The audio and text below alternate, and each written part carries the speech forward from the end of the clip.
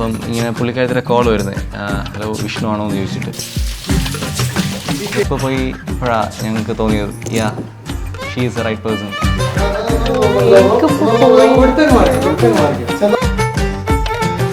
ഞാൻ കഷ്ടപ്പെട്ട് കുറേ മാട്രിമോണിയിൽ തപ്പി ലാസ്റ്റ് ഞാൻ ഡേറ്റ് ചെയ്ത് സെറ്റാക്കി. ഞാൻ എല്ലാ മാട്രിമോണിയിലും രജിസ്റ്റർ ചെയ്തിട്ടുണ്ടായിരുന്നു. അതിൽ ഒന്നിൽ മാത്രമേ ഞാൻ ക്യാഷ് അടയ്ക്കാതിരുന്നത്, കേരള മാട്രിമോണി. പുള്ളിക്കാരി അതിൽ നിന്ന് തന്നെ വിളിച്ച്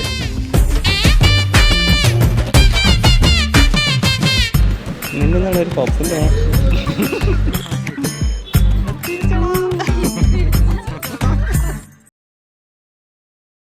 എൻ്റെ ചേച്ചിയാണ് ബ്രൈഡ്.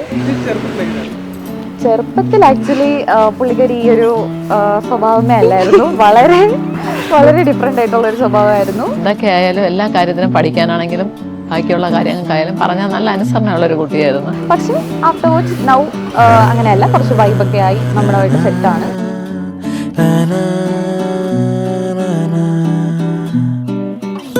അവർ ആക്ച്വലി രണ്ടുപേരെയും ഇങ്ങനെ ഒരുമിച്ച് കമ്പയർ അല്ല, ജസ്റ്റ് ഒരുമിച്ച് നോക്കുമ്പോൾ നമുക്ക് കുറച്ചുകൂടെ റൊമാൻറ്റിക് ഫീൽസ് കൂടുതലും മൈൻഡിൽ വരുന്നത്.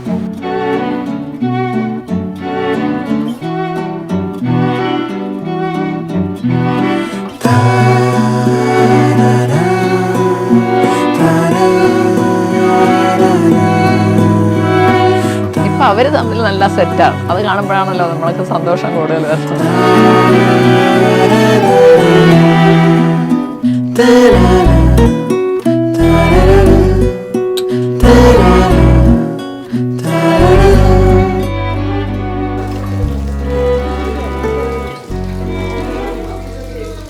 ഞങ്ങൾക്ക് ആക്ച്വലി ആ ഒരു സീൻ ഞങ്ങളുടെ മനസ്സിലുണ്ടായിരുന്നു.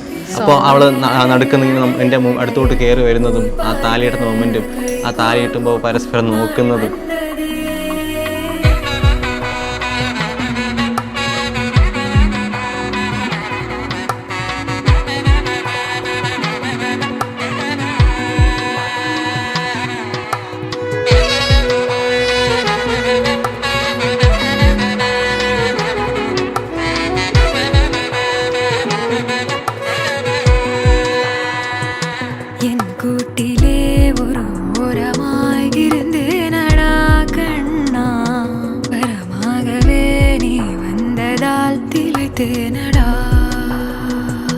திசையின்றி நான் தேடி திரிந்தேன் தனியாகவே கண்ணே, ஒளியாக நீ என்னை சேர்ந்ததா பிழைத்தேனடி.